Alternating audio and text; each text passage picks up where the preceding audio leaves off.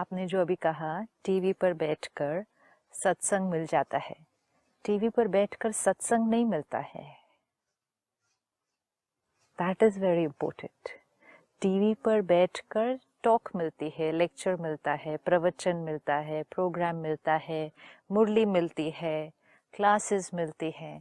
TV पर सामने watch करके सत्संग नहीं मिल सकता है। संग नहीं मिलता, संग नहीं मिलता है। Over a period of time सत्संग शब्द को हमने किसके लिए यूज करना शुरू कर दिया कि ऐसे संगठन है, बैठकर एक प्रवचन चल रहा है, वो सत्संग है। तो वो प्रवचन तो हम अपने घर में बैठकर भी सुन रहे हैं, तो हमने कहा सत्संग तो हम घर में बैठकर भी सुन सकते हैं। सत्संग मतलब सत्य वाइब्रेशंस का संग। जैसे हम बचपन से सुनते आए, संग का ध्यान रखना है। जैसा संग वैसा रंग, संग तारे संग डुबोए। बाप रे। सत्संग तारे कुसंग डुबोए। तो संग मतलब हम सोचते थे the friends we have, the school we go to, the people we are with, वो हमारा संग है। हाँ, संगत कहते हैं। संगत। लेकिन जब हम उसको वाइब्रेशंस के लेवल पर समझ में आता है कि संग मतलब सिर्फ वो नहीं जिन लोगों के साथ हम बैठे हैं, रहते हैं, लेकिन संग मतलब किस वाइब्रेशन के हम संग में हैं, किन वाइब्रेशंस के हम संग में हैं। तो वाइब्रेशंस के संग मतलब एक एक इंसान जिसके साथ उठते बैठते हो उसके वाइब्रेशंस। संग जिस वायुमंडल में हम हैं उस वाइब्रेशन के संग में हम हैं। अगर आप, जैसे आपने पिछली बार कहा, आप मंदिर भी गए, अकेले गए हैं, लेकिन संग आपको कौन सा मिलेगा वहां जाके? उस मंदिर के वाइब्रेशंस का आपको संग मिलेगा।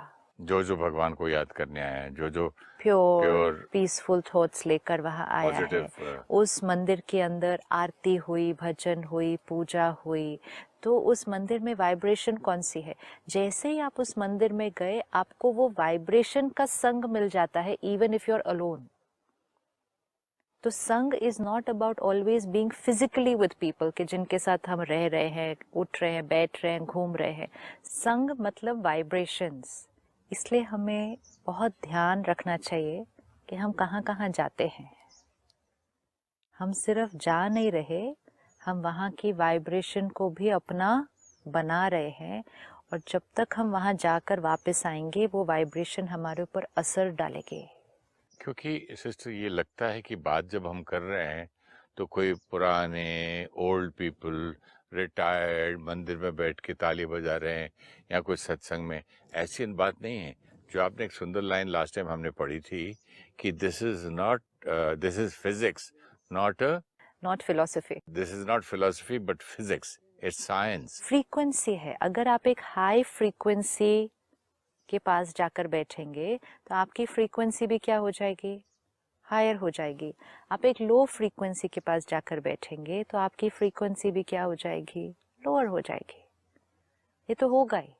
आज आप सुबह मंदिर जाएं, या जैसे आप सेंटर पर आते हैं मेडिटेशन करने, तो वहां क्योंकि सारी आत्माएं एक ऊंची सोच लेकर बैठ रहे हैं, परमात्मा को याद कर रहे हैं, मेडिटेशन कर रहे हैं, तो वहाँ की फ्रीक्वेंसी क्या होगी?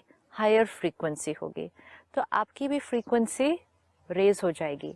फिर आप बाहर आइए, फिर आप अपने ऑफिस चलते हैं, हम अपने वर्क प्लेस पे जाते हैं। वहाँ के वातावरण में क्या है? काम का टेंशन, किसी को किसी से ईर्ष्या है, ये सब वहाँ का वातावरण है। तो वहाँ की फ्रीक्वेंसी क्या होगी? थोड़ी लोअर है, तो हमारे ऊपर भी उसका असर पड़ सकता है। फिर हम शाम को मार्केट गए, मॉल में गए, शॉपिंग मॉल में, वहाँ एक अलग एनर्जी है, वो फ्रीक्वेंसी का असर भी हम पर पड़ सकता है। फिर कुछ लोग रात को और नाइट लाइफ ऐसी जगहों पर जा रहे हैं जहाँ तो पता नहीं कैसे कैसे काम हो रहे हैं। जब हम ऐसे स्थानों पर भी जाते हैं, इवन अगर हम उन काम का हिस्सा नहीं है, हम कोई गलत काम नहीं कर रहे हैं, लेकिन हम ऐसे स्थान पर जा रहे हैं जहां बहुत गलत काम हो रहे हैं, जिसकी फ्रीक्वेंसी बहुत बहुत लो है, तो जब हम लो फ्रीक्वेंसी के जगह पर जाकर आधा पौना 1 घंटा बैठेंगे भी तो उसका असर हम पर हो जाएगा।